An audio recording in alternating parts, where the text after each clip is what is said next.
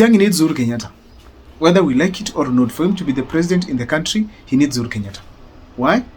In Kenya, the Kenyan politics, there are few things that you must achieve for you to become a presidential candidate, not just the president. Now, who is Dr. Fred Matiang'i? This is a cabinet secretary who served under Uhuru Kenyatta for the 10 years he was in power. He started as an ICT CS, he came to education, later on interior, and eventually being the supervisor of all other cabinet secretaries, being the chief cabinet secretary. So therefore, Matiang'i is simply a very close ally of Uhuru Kenyatta. And during those 10 years, they were able to create a very strong bond between them. And we know that very well. Electing Matiang'i is simply having Uhuru Kenyatta in power. Now therefore, there are three things that someone needs. The first one, it is money. Matiang'i, considering his time in politics of 10 years, is not strong enough to amass enough campaign funds. He's not rich enough for the campaigns in this country. He does not have many friends to give him the money.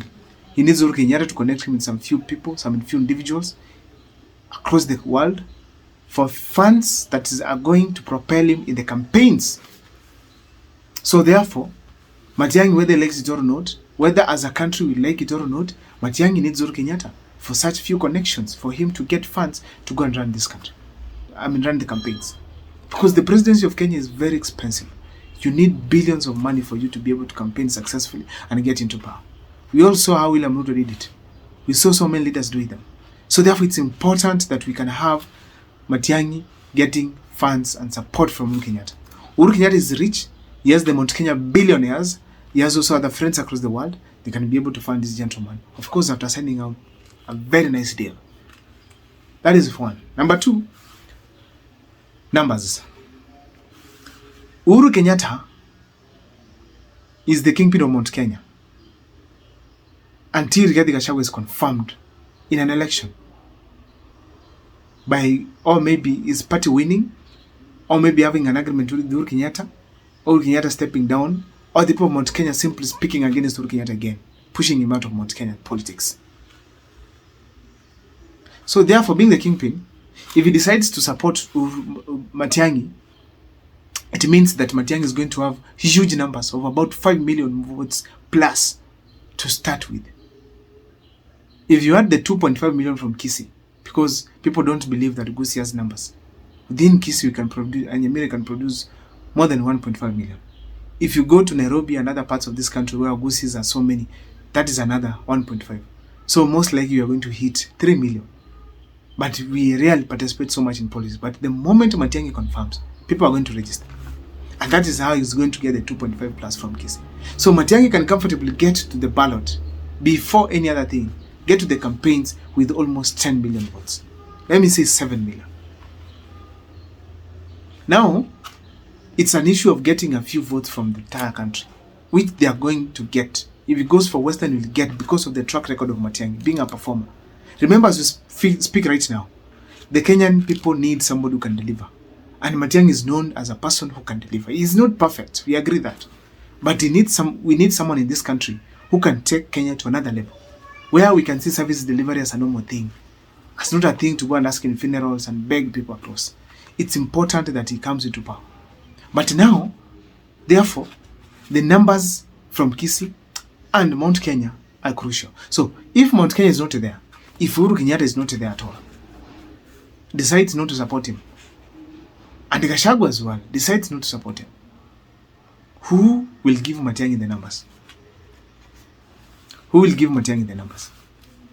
Therefore, it's very clear Matiang'i needs Mount Kenya, needs Uhuru Kenyatta, so that to give him the at least 7 million from the mountain region. Because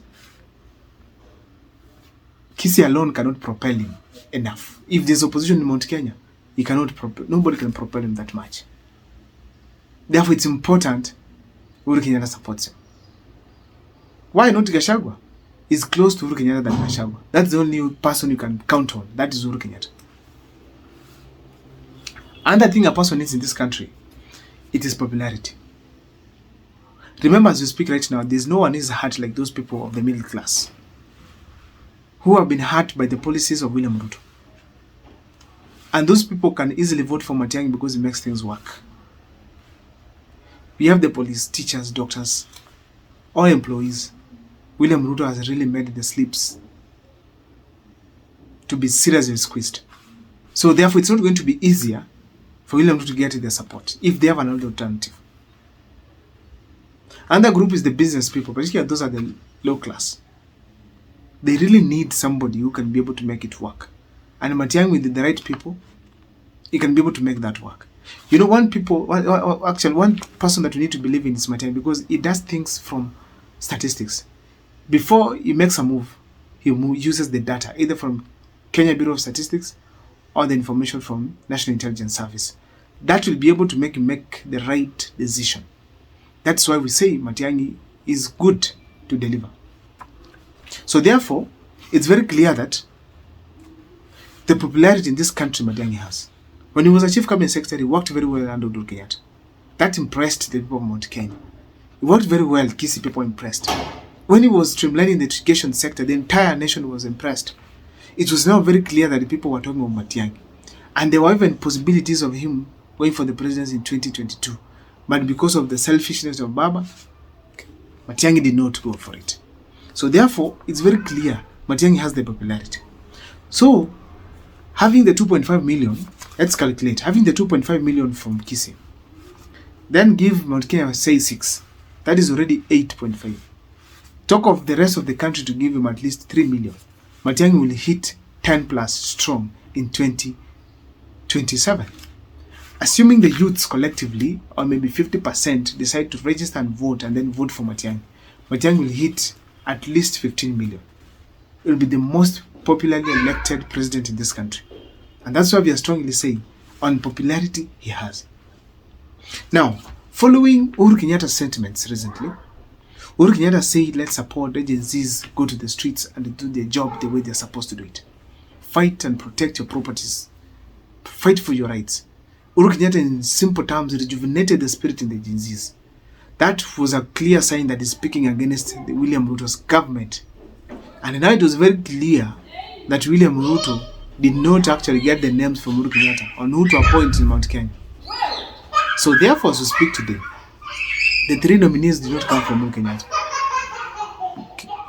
Actually, Uhuru Kenyatta just gave William Ruto the platform to discuss whatever they did. The fact remains that, sorry for the noise from the kid, but that's normal for kids. The fact remains that Uhuru Kenyatta spoke against William Ruto, and William Ruto and his team was angered. You also even William Ruto himself responding to Uhuru Kenyatta. Checking from that kind of a sentiment to Uhuru Kenyatta, then we should be prepared for Matiang'i endorsement. And as we speak in Kisii here, the conversation, it's about Matiang'i. People are talking about, it's now Matiang'i. I don't know what's your take as far as Uhuru Kenyatta's support for Matiang'i is concerned. Let me see on the comment section on what you think.